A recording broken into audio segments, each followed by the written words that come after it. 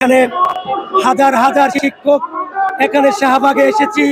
আমাদের সবার একটাই দাবি, আমাদের শিক্ষকদের 20% বাড়ি ভাড়া এবং 1500 টাকা চিকিৎসা ভাতা দিতে হবে।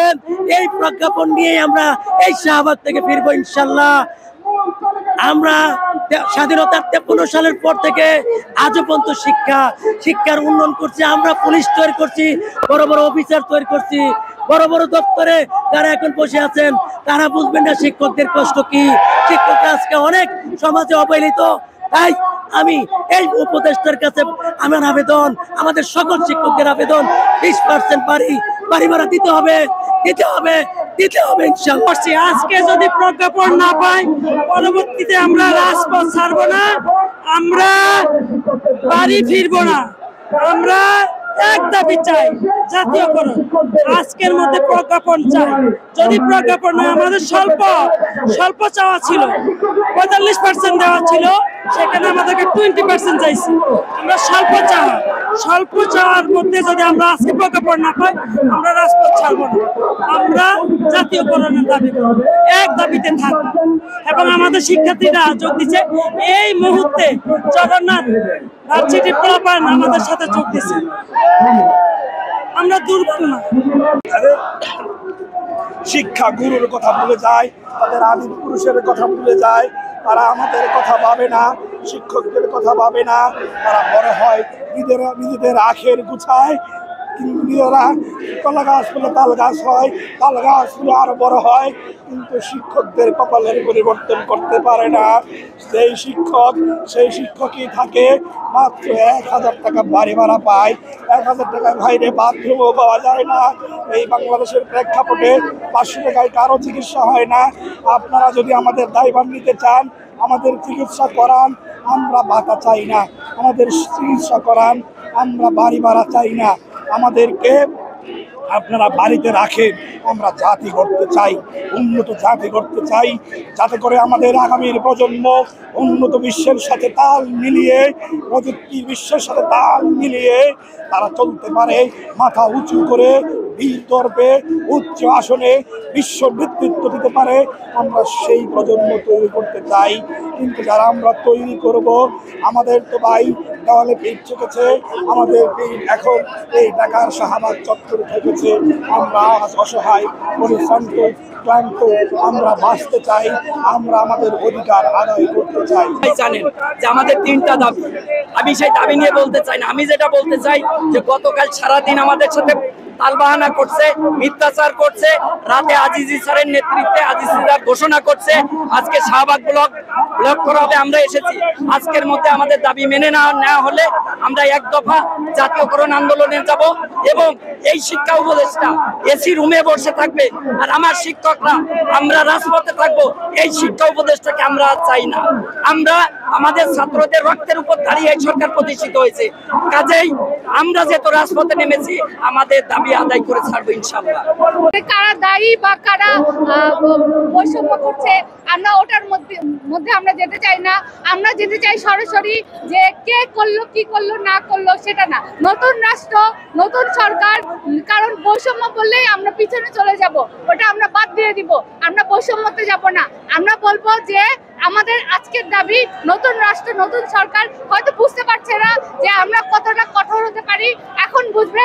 আমাদের প্রজ্ঞাপন আজকের মধ্যেই জারি করে দিবে ইনশাআল্লাহ। ধন্যবাদ। আজকে আপনাদের প্রজ্ঞাপন জারি না হলে পরবর্তী কর্মসূচি কি হবে? জারি না হওয়া পর্যন্তই আমরা এখানে আছি, আমরণ ভাবেই আছি। এবং দেখেন, আপনারা নিজেরাই দেখেন যে সেখানে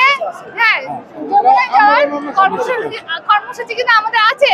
ওখানেই দেখেন সবাই শুয়ে পড়েছে যে আমরা এই রাজপথ ছাড়বো না। কেন এতদিন কি আমরা দৌড়াইনি? আমরা হচ্ছে গিয়ে সেই প্রেস ক্লাব থেকে এখানে এসেছি, মাঝখানে সচিবালয়ে গেছি। আমরা কি কর্মসূচি আমরা কি লাগাতার করেছি? তার মানে আজকেও যদি না হয় আমরা করতে থাকবো ইনশাল্লাহ। আমাদের দাবি বাস্তবায়ন হবেই হবে। আপনাদের সাথে কথা বলে নির্বাচন করা হয়েছে, তারপরে প্রজ্ঞাপন দিতে এত গরিবসী কেন ওদের? প্রজ্ঞাপন দিতে গড়িমসি কেন, এটা তো এখন সরকারই বলতে পারবে। সেই জন্যই আমরা এসেছি। প্রজ্ঞাপন দিতে গড়িমসি কেন, আমরা এখানে এই প্রশ্নটার জবাবই চাই। এই প্রশ্নটার জবাবই আমরা চাই। এটা তো সরকারই বলবে যে কেন করেছে। আমরা এখানে এসেছি সেটার উত্তরে। আমরা এসেছি আমাদের সম্মানের জন্য, যে আমাদের সম্মানটা এত গড়িমসি কেন। আপনাদেরকে বলা হয়েছে অর্থ মন্ত্রণালয়ে গিয়েছে, এই তো হবে। এই জিনিসটা আমরা আর শুনতে চাই না। এটার জন্যই এসেছি যে গরিবমসিটা কেন। নতুন রাষ্ট্র, আমরা এখন গরিবমসি পছন্দ করব না। আমরা এখন সোজা চলে যাব, সোজা আমরা সেখানে চলে যাব। আসসালামু আলাইকুম, আমি সাবরিনা সিদ্দিকা, প্রভাষক ইংরেজি, নওগাঁ রাশেদিয়া ফাজিল মাদ্রাসা মতলব দক্ষিণ চাঁদপুর থেকে এসেছি। আমার হোম ডিস্ট্রিক্ট ঢাকা। আমি বাংলাদেশ বেসরকারি শিক্ষক কর্মচারী ফোরামের সহসভাপতি, মাদ্রাসা ফোরামের সদস্য, ডেইলি আমাদের ফোরামের সাব এডিটর। আমরা শিক্ষকরা, এমপিভুক্ত শিক্ষকরা আজকে 4 দিন যাবত রাজপথে আছি। 2 দিন অবস্থান করেছিলাম আমরা প্রেস ক্লাবে। দ্বিতীয় দিন আমাদের শিক্ষকদের উপর অতর্কিত হামলা করা হয়েছে, তাদেরকে নাজেহাল করা হয়েছে, দাড়ি টেনে ধরা হয়েছে, চড় থাপ্পড় মারা হয়েছে, গ্রেনেড ছুঁড়ে মারা হয়েছে, গুলি করা হয়েছে এবং কথ্য ভাষায় আমাদের পুলিশ প্রশাসন দিয়ে পেটানো হয়েছে, যেটা অপ্রত্যাশিত। আমাদের দাবি ছিল 3 দফা। এটা ছিল 20% বাড়ি ভাড়া, 1500 টাকা চিকিৎসা ভাতা, আমাদের কর্মচারী ভাইদের জন্য 75% উচ্চ ভাতা এবং আমাদের শিক্ষকদের জন্য 100% উচ্চ ভাতা। কিন্তু প্রজ্ঞাপন আমাদের আজও পাইনি। ওনারা শুধু কাল ক্ষেপণ করছে, আজ হবে কাল হবে। এটা হওয়ার কথা ছিল 12ই আগস্ট, যখন যেদিন প্রেস ক্লাব শিক্ষকদের জনসমুদ্রে পরিণত হয়েছিল। তখন আমরা কেন্দ্রীয় কমিটিতে যারা ছিলাম, আজিজি ভাই সহ আমাদেরকে ডেকে নিয়ে আশ্বস্ত করা হয়েছে যে আপনাদের প্রজ্ঞাপন আমরা দিয়ে দেব, আপনারা চলে যান। দীর্ঘ 2 মাস কেটে গেল, আমরা প্রজ্ঞাপন পাইনি।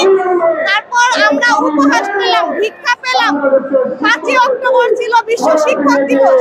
আমরা সেদিন আশায় বুক বেঁধেছিলাম যে হয়তো আমাদের জন্য একটা গুড নিউজ আসছে, কিন্তু আমরা দেখতে পেলাম যে ছাত্রদেরকে আমরা দিয়েছিলাম সুশিক্ষা, তারা 5ই অক্টোবর বিশ্ব শিক্ষক দিবসে আমাদেরকে দিল মাত্র 500 টাকা ভিক্ষা, যেটা আমরা ঘৃণা ভরে